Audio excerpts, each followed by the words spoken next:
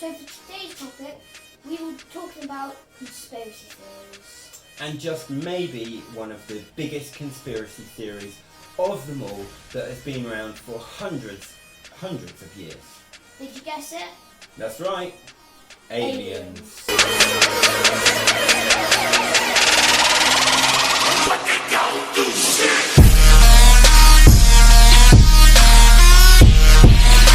It's one of the biggest conspiracy theories of them all. We all look up to the stars and wonder. We see loads of videos online of people who have managed to capture these very rare sightings, like this one.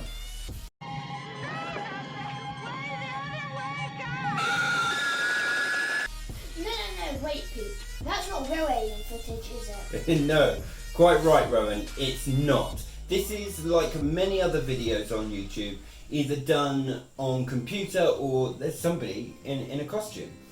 Okay, so did you know, Rowan, that the US government has been investigating UFOs for years? No, when did they start doing that? So, in fact, the US government spends millions of dollars every year. It's called the Threat Identification Program, or TIP for short, which is, the New York Times reported that was a $22 million program in a $600 billion budget. That's a ridiculous amount of money. Does that include Area 51? Yes, Rowan, Area 51 is one of the most controversial areas of the world. It is one of the largest, most secured areas in the world. So, what is Area 51 and why is it linked to aliens? Well, I'll show you in this video.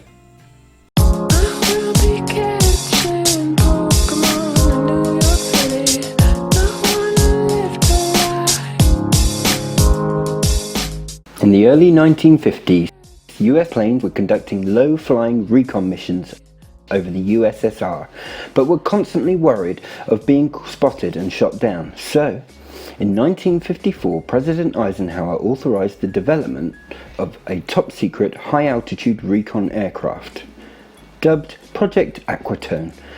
The program required a remote location that wasn't easily accessible to civilians or spies. Area 51 fit the bill perfectly. It was in the Nevada desert near a salt flat called Groom Lake.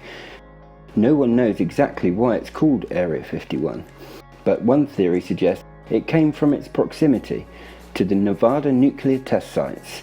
The Nevada test site is divided into numbered designated areas by the Atomic Energy Commission. The location was already familiar territory for the military, as it had a service a World War II aerial gunnery range. In the summer of 1955, sightings of unidentified flying objects were reported around Area 51. That's because the Air Force had begun its testing of the U-2 aircraft. The U-2 can fly higher than 60,000 feet. At the time, normal airliners were flying from the 10 to 20,000 feet range, while military aircraft topped around 40,000 feet. So if a pilot spotted the tiny speck that was the U-2 high above it, they would have no idea what it was, and they would usually let air traffic control know someone was out there, which was what led to the increase of UFO sightings in the area. While Air Force officials knew the UFO sightings were U-2 tests, they couldn't really tell the public. So they explained the aircraft sightings by saying they were natural phenomena and a high-altitude weather research. The testing of U-2 ended in the late 1950s. But Area 51 has continued to serve as the testing ground for many aircraft, including the Lockheed F-117A, the Lockheed A-12 and the Northrop Tactic Blue. No one knows for sure what Area 51 is up to these days. The government never even publicly acknowledged existence of the base until 2013 with the release of the declassified CIA report. But if you're ever at the Las Vegas airport, keep an eye out for the small, unmarked passenger planes in a fenced-off area. They're how Area 51 employees get to work from their homes in Vegas. So we do keep aliens there then, like I thought? Well, actually, the true answer to that question is no one knows, because they never ever go public with any kind of information relating to aliens. Do you think Trump would know it? Trump doesn't know a lot, does he? But if he did, you could guarantee that he would not go public with that kind of information. So is there any evidence of aliens out there? Well, there's no official evidence, but there are hundreds of thousands of videos online.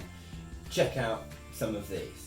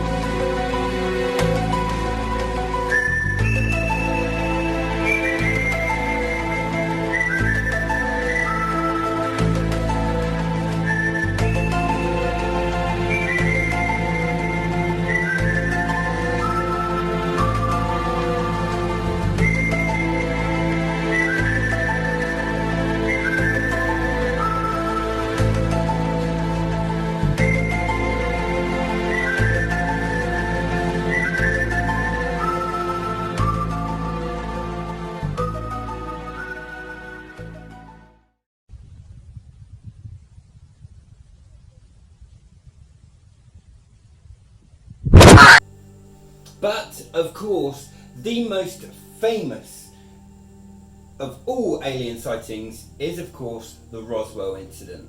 What's the Roswell incident? Well, Rowan, I'm glad you asked. In the small town of Roswell in New Mexico on July the 8th, 1947, on a warm summer's evening, the entire town was sent into complete disarray from the reports of, I think it was a local farmer who said that he'd seen a disc-like object crashed in his field. The government at the time completely closed off the area where the reported crash happened, and only strictly authorised personnel were allowed in. They cordoned off a big area. It was like a 2-mile distance around the crash site, so that nobody could actually get in. And this is where the local farmer's story made the kind of history, as the reports that the aircraft that he said was disc-shaped then went around the town.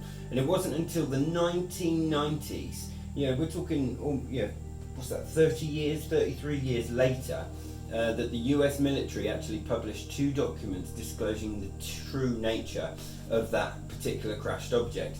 And apparently it was a nuclear test surveillance balloon from a project they were doing, Project Mogul I think it was.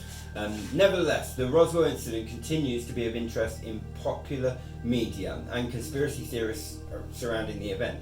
Roswell has been described as the world's most famous, most exhaustively investigated and most thoroughly debunked UFO claim. Wow, that's pretty amazing. Yeah, it is. I think most people have a story or two of when something unexplainable has happened, or that they could see something that was unexplainable. It's not a plane, it's not a bird, it's something else that could be linked to some kind of alien or unidentified flying object kind of activity. Have you, Pete? Actually, I have 2 stories that cannot be explained. One when I was camping with Indian Sienna I was camped on top of this hill. It was a little small hill, but it had a field on the top. And just before I went to bed, I looked out into the distance, and I could see these lights coming down from the sky, like multicoloured lights, all different kinds. And it went down, and it went down behind this hill line. Now, I mean, it could have been anything, but to me at that particular time, it was unexplained.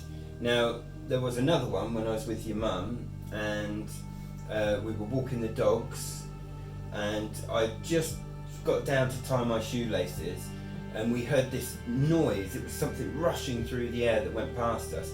We had trees in the way, so we couldn't see anything, but the noise, there was no engine sound, but you could tell it was something flying through the air, something big as well. It sounded a bit like if you got a tarpaulin sheet and you lifted it up and then brought it back down again really quickly. That kind of noise. It was like wind rushing. Do you think they were real? Well, do you know what? They seemed real to me. So yeah, to me they were real. So I had a question. Have any of you had any experiences like that cannot be explained?